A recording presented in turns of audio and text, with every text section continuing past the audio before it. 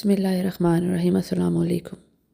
آپ لوگ بھی حیران ہوتے ہوں گے کہ یہ میں نے جون ایلیا بمقابلہ تمام انبیاء کیوں لکھا۔ یہ تو بے ادبی ہے۔ آپ لوگوں کو یہی سمجھانا ہے کہ بے ادبی کیا ہوتی ہے، جو آج کل آپ لوگ کر رہے ہیں، وہ بھی اولاد رسول کے خلاف۔ رسول اللہ علیہ السلام نے کم و بیش 1,24,000 انبیاء کی امامت کروائی مسجد اقصیٰ میں، اور ایک حدیث ہے کہ رسول اللہ علیہ السلام انبیاء کی بھی شفاعت کریں گے۔ امت کی تو شفاعت کریں گے ہی جنہوں نے گناہ کبیرہ کیا ہو۔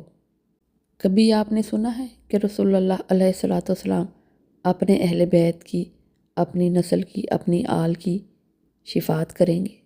کبھی نام نہاد اسکالر بن کر مرزا جیسے لوگ رو رو کے لوگوں کو بتا رہے ہوتے ہیں رسول اللہ علیہ السلام نے بی بی فاطمہ کو کہا، جو لینا ہے بیٹی مجھ سے لے لے، وہاں تیرا کچھ کام نہیں آئے گا۔ 4 سال کی بچی کیا لے گی؟ یہ تو دوسروں کو سنانے کے لیے ہے۔ جس طرح اللہ کہتا ہے کہ میں مثالیں دے کے تم کو بیان کرتا ہوں، اور جس طرح رسول اللہ علیہ السلام نے فرمایا کہ اگر فاطمہ میری بیٹی بھی چوری کرے گی تو اس کے ہاتھ کاٹ دوں گا، اور دوسری ہی حدیث میں ہے کہ یہ جنت کی تمام عورتوں کی سردار ہے۔ تم لوگوں میں عقل نہیں ہے؟ اور کبھی قرآن کی آیت پڑھ کے سنا دیتے ہیں۔ اگر رسول اللہ علیہ السلام نے پیغام صحیح نہیں پہنچایا ہوتا تو ان کا ایک بازو پکڑ کے شہرک کاٹ دیتے۔ یہ تم لوگوں کو مثالیں دینے کے لیے اللہ نے کہا ہے، ورنہ حضرت آدم علیہ السلام کی کئی 100 سال دعا قبول نہیں ہوئی تو صرف رسول اللہ علیہ السلام کے وسیلے سے ہوئی ہے۔ کیا تب اللہ نہیں تھا؟ رسول اللہ علیہ السلام نے فرمایا کہ میں 2 چیزیں تم میں چھوڑ کے جا رہا ہوں، قرآن اور میرے اہل بیت۔ یہ صرف پنجتن پاک نہیں ہے، جتنے بھی رسول اللہ علیہ السلام کی اولاد آ رہی ہے، حضرت امام مہدی علیہ السلام تک، یہ سب اہل بیت ہیں۔ ایک حدیث ہے کہ تم مومن نہیں ہو سکتے جب تک کہ میری اولاد سے بھی تم پیار نہ کرو، اپنی اولاد سے زیادہ۔ یہ وہی اولاد ہے جن کا رشتہ عمر فاروق رضی اللہ تعالیٰ عنہ حضرت علی سے منت سماجت کر کے مانگتے تھے کہ میرا نام اہل بیت سے جڑ جائے۔ رسول اللہ علیہ السلام کے اہل بیت حضرت نوح علیہ السلام کی کشتی کی طرح، یعنی کہ اس کی مانند ہیں، جو ان میں سوار ہو گیا یا جنہوں نے ان کا پلڑا پکڑ لیا تو وہ فلاح پائیں گے، باقی تو ڈوب جائیں گے۔ کبھی یہ حضرت غوث اعظم حضرت امام حسن کے بیٹے کا مذاق بناتے ہیں، انہوں نے ڈوبی ہوئی کشتی نکال دی، اتنے 100 سال پرانے لوگ زندہ کر دیے۔ حضرت عیسیٰ علیہ السلام جو حضرت امام مہدی علیہ السلام کے پیچھے نماز پڑھیں گے، یہ صحیح مسلم میں ہے کہ جب حضرت عیسیٰ کا نزول ہوگا تمہارا امام تم ہی میں سے ہوگا۔ اللہ نے ان کو اجازت نہیں دی کہ ایک نبی ہو کے ایک امام مہدی کی امامت کروائیں۔ حضرت عیسیٰ علیہ السلام ہو کے کئی 100 سال تک فوت ہوئے مردے دوبارہ زندہ کر دیتے تھے۔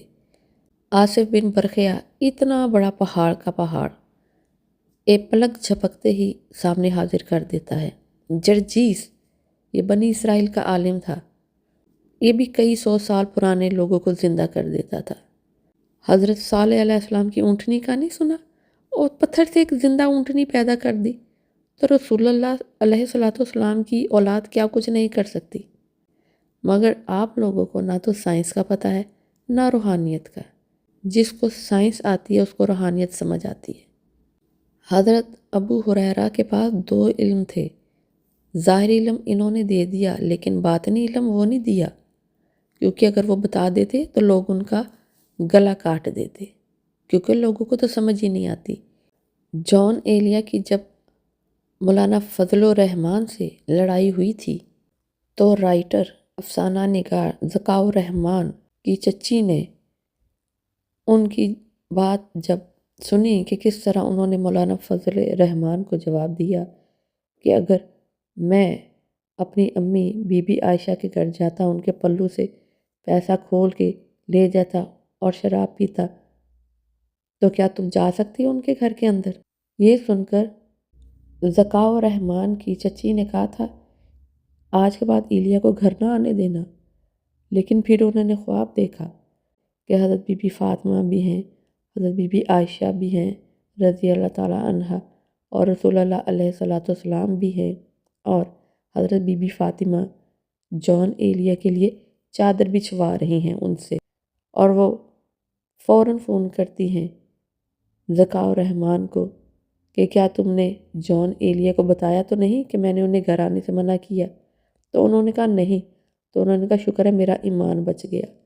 جون ایلیا اتنا بڑا شرابی مشہور ہے، لیکن پھر بھی اس کی بے ادبی کرنا، اس کو کچھ کہنا، رسول اللہ علیہ الصلوۃ والسلام اور بی بی فاطمہ کی بے ادبی کرنا ہے، چاہے سید جیسا مرضی ہو۔ ہم امتیوں کا کوئی کام نہیں ہے اپنے آقاؤں کے خلاف کچھ بولے یا ان کی بے ادبی کرے۔ امت ہو تو امتی بن کے رہو، اسلام سے خارج نہ ہو جانا اور شیطان کی طرح روندے درگاہ نہ ہو جانا۔